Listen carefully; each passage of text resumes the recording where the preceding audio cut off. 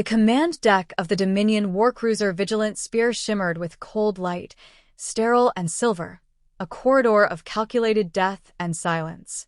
Glass panel walls framed the blackness of orbit beyond, stars like pinpricks in eternity. Soldiers lined the walls in motionless formation, clad in chrome armor, visors hiding human eyes, if there were any left behind those helmets at all. No one spoke. The only sound was the low hum of reactor pulses cycling beneath their feet. At the center of the room, the girl sat. She was not bound, though she might as well have been carved from the same metal as the throne she occupied. One leg crossed delicately over the other, back straight, arms resting lightly on the armrests, she exuded stillness, not passivity, but potential. Her suit was fitted like skin, glimmering with fractal plates, designed not for beauty, but survival. It caught the light in ways that made the eye unsure whether it was metal, muscle, or something in between.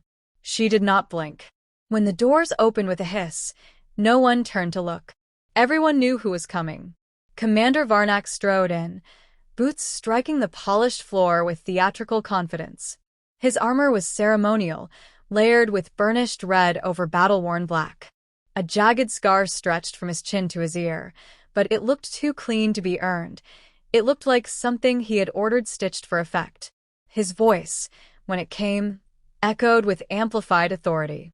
"So," he said, pausing just a few steps inside the room. "This is the one who made it through Karen's divide." The girl didn't answer. She didn't move. He smiled, the kind of smile that wanted to be feared. "You've got the entire Sector Intelligence Command shaking in their command chairs, you know that? They say you took down a recon unit with nothing but your hands, that you survived atmospheric pressure shifts that melt exocets, that you can smell fear." Still no answer. He advanced slowly now, like a predator unsure if the prey was real or bait. "But I don't believe in myths. I believe in data. And so far, all I see is a feral girl in stolen armor who's forgotten how to speak." The soldiers remained statues. They had orders. Observe. No intervention unless explicitly commanded. That unspoken rule wrapped the entire room in tension, each second more fragile than the last. He stopped a foot from her. "You don't intimidate me." A flicker. Not in her eyes, but in the space between them. Something imperceptible shifted. It wasn't a movement. It was an atmosphere. Her presence, quiet until now, bloomed like a pressure wave, invisible but crushing. A soldier, near the rear, twitched. Sweat ran down his cheek beneath the helmet. Varnak leaned closer, his breath audible now. "Say something. Prove you're worth the fear they waste on you." Still, she remained silent. He drew a data blade from his belt and turned it in his hand, letting the plasma edge light up. "Fine," he said. "Let's see if Deathworlders bleed the same as the rest of us." He reached for her arm. The motion was instant and incomprehensible. One moment, his hand hovered above her wrist. The next, his body was airborne, crashing backwards with a sickening crack that echoed across the chamber. His back struck the wall with such force that the metal panel dented inward. His blade clattered to the floor before he did. Silence followed. The girl had not risen from her seat. She sat just as before, one leg crossed, arms still relaxed. The only change was a single shift in weight, as though she had merely repositioned herself for comfort. Varnak wheezed from the ground, trying to scream through pain that wouldn't let him breathe. His spine was shattered. The diagnostic readout blinking from his armor confirmed it before his mind did. No one moved to help him. The soldiers still stood at attention, but something had changed. It was in the tilt of their heads, the stiffness of their posture. They were no longer guards. They were witnesses. The throne adjusted with a whisper of hydraulics, turning slightly to face them. She regarded them, not with contempt or approval, but calculation. The sort of gaze one uses to weigh possibilities. For the first time, she spoke. Her voice was soft but carried with terrifying clarity. "I stayed seated. That was all." Behind the observation glass at the end of the corridor, hidden from view, someone watching began to write. The medics arrived in silence, two of them clad in black and white exoclinic suits, their eyes dull behind lenses scanning vitals. They didn't speak to her. No one did. They focused on the broken man groaning at the foot of the wall, the wheeze in his chest now a wet rattle. His body trembled as they activated suspension fields, lifting him gently from the floor as if he were a ruined machine to be repaired, not a commander to be respected. No one stopped her from watching. The girl, no, the Deathworlder, remained seated, her gaze resting on the space where he had landed. Her expression did not gloat. It did not judge. It observed, catalogued, then moved on. The throne realigned to face the far door once more, as though her interest in the spectacle had passed. An automated voice hummed from the ceiling. Commander Varnak is removed from the chain of command. Interim authority pending override. That was the official response. Cold. Efficient. Clinical. The real message was written in the faces of the guards who remained. None of them would challenge her now. Outside the observation deck's glass, behind layers of shielding, High Stratego's Elian tapped a finger against his lips. She didn't rise, he murmured. Fascinating. The AI node beside him flickered, manifesting as a blue orb suspended in gravity. Her motion parameters show no anomalous acceleration. But the strike occurred with force exceeding 7,200 newtons, localized through a single torsion movement. Human musculature does not account for this. She's not just human, Elian said. She's evolved. Below, the girl closed her eyes. Not in exhaustion, but calculation. The momentary performance was over. The pressure she had built dissipated, and a breath she had never taken was finally exhaled. In that moment, her thoughts were elsewhere. Not here. Not this ship. Not this throne. She remembered heat. Red deserts under a violet sky. The howl of creatures without names. Storms so fast they carved canyons overnight. Her first memory was being carried by someone larger, stronger. Then dragged. Then left behind. The planet had no mercy. She had learned not to ask for it. They called it Gorgai 3. The Empire called it a death world. She called it home. Varnak had reminded her of one of the apex scavengers from her childhood, beasts that didn't just kill, but enjoyed the terror. Loud. Flashy. Fragile. She had learned, early on, that stillness was more dangerous than noise. Her eyelids opened slowly, taking in the chamber again. Nothing had changed on the surface. The guards hadn't moved, though their formation had loosened. Subtle. Intentional. If she wanted to, she could reach them before they reached their weapons. They knew it now. She would not need to. The lights above dimmed in a long pulse, and then a new figure entered. He was not dressed like the others. No armor. No visible weapon. His clothes were sleek and minimalist, matte gray with a single insignia burned into the chest, an eye within a triangle, the symbol of central intelligence. His hands were empty, his stride slow and even. The girl watched him without changing posture. "Are you finished with the performance?" he asked, his tone neither friendly nor confrontational. "Just factual."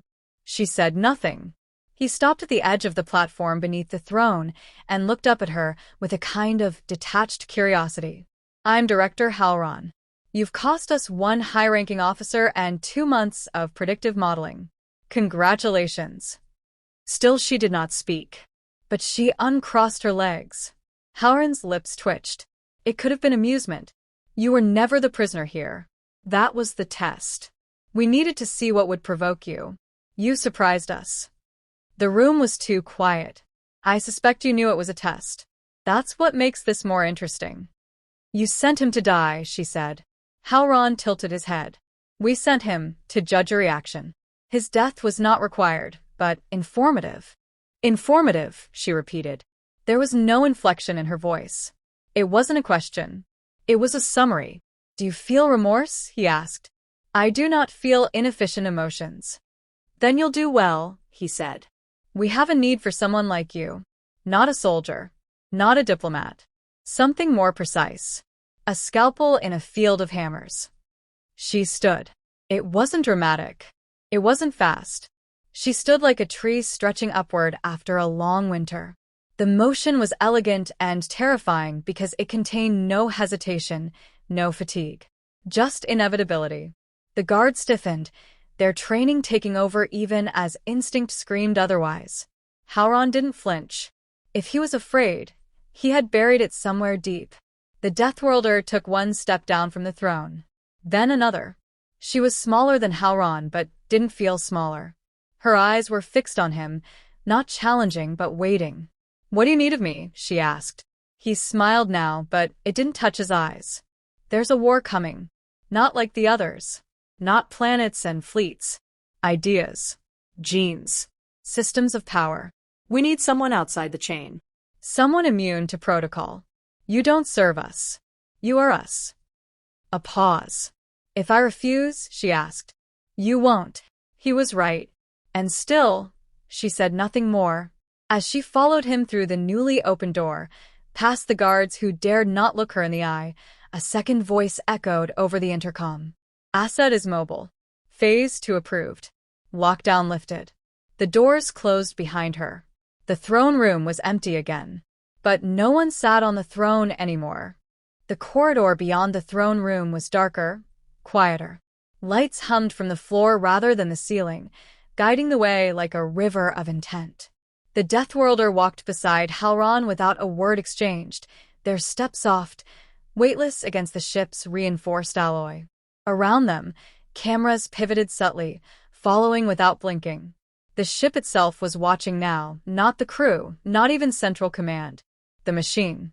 She knew. "You're not wondering where I'm taking you?" Howron asked, breaking the silence as they passed through an iris door that sealed silently behind them. "No," she said. He gave a faint laugh, more breath than sound. "Of course not. You understand that curiosity is inefficient unless outcomes vary. You've already calculated the paths. You've already seen this." She nodded once. It wasn't arrogance. It was accuracy. The chamber they entered was smaller, circular, filled with banks of screens that blinked with star maps, personnel manifests, unknown planetary signatures. In the center, a single chair sat beneath a suspended interface rig, like a crown of thorns frozen mid-fall. The walls bore no markings. No names. No color. Howron stopped beside it. This is where the real war begins. She glanced at the display nearest her. 8 systems flagged in red, each tagged with an encryption seal. She recognized one. Delvon Rift.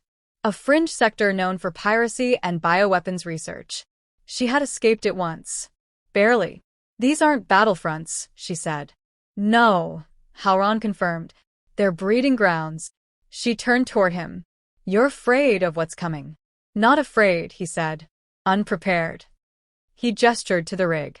"The war we're fighting now isn't against fleets or nations. It's against emergence, individuals born outside predictability. Outliers. Rogue intelligences. Adaptive entities. Deathworlders like you, but unbound. We need leverage. Your leverage." She stepped closer, reading the data pouring down one of the displays. Patterns. Population mutations.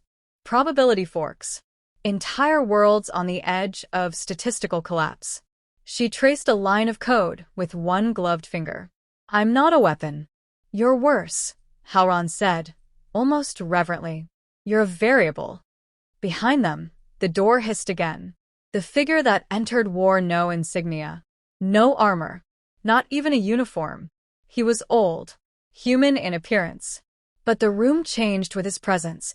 Lights dimming slightly, air pressure stabilizing as though in recognition. Howron stiffened. "Director Urin." The old man's eyes settled on the Deathworlder. They were pale, almost white, but alive with impossible clarity. "She did not kill him," he said softly. "She only broke him. That was mercy." "She passed every threshold," Howron confirmed. "Faster than projected. Cleaner." Ren moved toward her. His steps were slow, deliberate, as though calibrated to not provoke. "You remember your designation?" he asked. She answered without pause. "Axion." He nodded. "We gave you a name once, but you discarded it. Names belong to people. You told me I wasn't one. A faint shadow passed across his face. Regret or respect, it was hard to tell. You were the first to survive. The only one to return. You weren't supposed to come back. You trained me to adapt. Ren looked to Halron, then back at her. You were meant to be a prototype. But now, you are a necessity. She turned away from them both and looked at the 8 systems again.